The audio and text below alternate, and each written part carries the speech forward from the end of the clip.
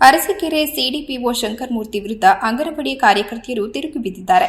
ಮಹಿಳೆಯರ ರಕ್ಷಕನಾಗಬೇಕಿದ್ದ ಈತ ಕಿರುಕುಳದ ಸರದಾರನಾಗಿದ್ದಾನೆ ಎಂದು ಆರೋಪಿಸಿ ಸಿಐಟಿಯು ನೇತೃತ್ವದಲ್ಲಿ ಪ್ರತಿಭಟನೆ ನಡೆಸಿದ್ದಾರೆ. ರಾತ್ರಿ ಪಾಳಿಯಿಲ್ಲದಿದ್ದರೂ ತಡರಾತ್ರಿ ಮೆಸೇಜ್ಗಳು, ಅಶ್ಲೀಲ ಕಾಮೆಂಟ್ಗಳು, ವೈಯಕ್ತಿಕ ಭೇಟಿಗೆ ಒತ್ತಾಯಿಸುತ್ತಿದ್ದನಂತೆ. ಅಷ್ಟೇ ಅಲ್ಲ, ಅಂಗನವಾಡಿ ಹಣದಲ್ಲೂ ಕಮಿಷನ್ ದಂಧೆ, ಕಡಿಮೆ ಸಾಮಗ್ರಿ ನೀಡಿ ಹೆಚ್ಚು ಹಣಕ್ಕೆ ಸಹಿ ಪಡೆಯುವುದು, ಇಲ್ಲದ ಅಂಗನವಾಡಿ ಹೆಸರಿನಲ್ಲಿ ಬಾಡಿಗೆ ಕಬಳಿಕೆ, ಭಾಗ್ಯಲಕ್ಷ್ಮಿ ಫಲಾನುಭವಿಗಳಿಗೂ ಬೀಡದ ಕಿರುಕುಳ. ಈ ಹಿಂದೆ ಲೈಂಗಿಕ ದೌರ್ಜನ್ಯದ ಆರೋಪಗಳಿದ್ದರೂ ಕ್ರಮ ಕೈಗೊಂಡಿಲ್ಲ. ಕೂಡಲೇ ವಜಾ ಮಾಡದಿದ್ದರೆ ಉಗ್ರ ಹೋರಾಟದ ಎಚ್ಚರಿಕೆ ನೀಡಿದ್ದಾರೆ ಕಾರ್ಯಕರ್ತರು.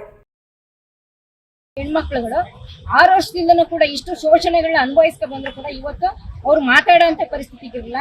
ಅವರು ಬೇಸತ್ತು ಇವತ್ತು ಹೊರಗೆ ಬಂದಿದ್ದಾರೆ, ಸಂಘಟನೆಯಿಂದ ಹೊರಗೆ ಬಂದು ನಮ್ಮೊಟ್ಟಿಗೆ ಸೇರ್ಕೊಂಡು ಇವತ್ತು ಭ್ರಷ್ಟಾಚಾರ ಮತ್ತು ಅವ್ರು ಕೊಟ್ಟಿದ್ದ ರಾತ್ರಿ ಹೆಣ್ಮಕ್ಳಿಗೆ ಮೆಸೇಜ್ ಮಾಡೋದು, ಗುಡ್ ಮಾರ್ನಿಂಗ್, ಗುಡ್ ನೈಟ್, ಊಟ ಆಯ್ತಾ ಅಂತ ಹೇಳಿ ಎಲ್ಲ ಮೆಸೇಜ್ ಮಾಡೋದು. ನೋಡಿ, ಅಂಗನವಾಡಿ ಕಾರ್ಯಕರ್ತರಿಗೆ ಇವತ್ತು ಬೆಳಗ್ಗೆ 9:30 ಹೋಗ 5 ಗಂಟೆ ಆದ್ರೆ ಕೆಲಸ ಮುಗಿಯಲ್ಲ, ಅಷ್ಟು ಕೆಲಸದ ಒತ್ತಡದಲ್ಲಿ ಈ ಅಧಿಕಾರಿಗಳಿಗೆ ಏನಿರ್ತದೆ, ಗುಡ್ ನೈಟು, ಊಟ ಆಯ್ತಾ, ನಿಮ್ಮನೆಗೆ ಊಟಕ್ಕೆ ಬರಲ್ಲ, ಊಟ ಹಾಕ್ತೀರಾ, ಇದೆಲ್ಲ ಪ್ರಶ್ನೆ ಕೇಳೋಂಥದ್ದು ಒಬ್ಬ ಅಧಿಕಾರಿ ಲಕ್ಷಣನ ಇದು? ಮಹಿಳಾ ಮತ್ತು ಮಕ್ಕಳ ಕಲ್ಯಾಣ ಇಲಾಖೆ ಅಂದ್ರೆ ಮಹಿಳೆಯರಿಗೆ ರಕ್ಷಣೆ ಕೊಡುವಂತ ಒಂದು ಕೇಂದ್ರದಲ್ಲಿ ಅಲ್ಲಿ ಮಹಿಳೆಯರಿಗೆ ರಕ್ಷಣೆ ಇಲ್ಲ ಅಂತ ಅಂದಾಗ ಇವರು ಒಂದು ಕೌಟುಂಬಿಕ ದೌರ್ಜನ್ಯ ಕಮಿಟಿ ಅಧ್ಯಕ್ಷರಿದ್ದಾರೆ. ಹೊರಗಡೆ ಯಾರೋ ಕೌಟುಂಬಿಕ ದೌರ್ಜನ್ಯ ಆದಾಗ ಆ ಇಲಾಖೆಗೆ ಬಂದ್ರೆ ಇವರು ನಿಜವಾಗ್ಲೂ ನ್ಯಾಯ ಕೊಡ್ಸೋದಿಲ್ಲ. ಮತ್ತೆ ಅವರು ಕೌಟುಂಬಿಕ ದೌರ್ಜನ್ಯ ಆಗಿ ನ್ಯಾಯ ಕೇಳ್ಕೊಂಡು ಬಂದ್ರೆ ಆ ಹೆಣ್ಮಗಳಿಗೆ ರಾತ್ರಿಯಿಂದನೇ ಮೆಸೇಜ್ ಹೋಗ್ತದೆ, ಬೆಳಗ್ಗೆ ಮತ್ತೆ ಫೋನ್ ಮಾಡ್ತಾರೆ ಅವ್ರಿಗೆ.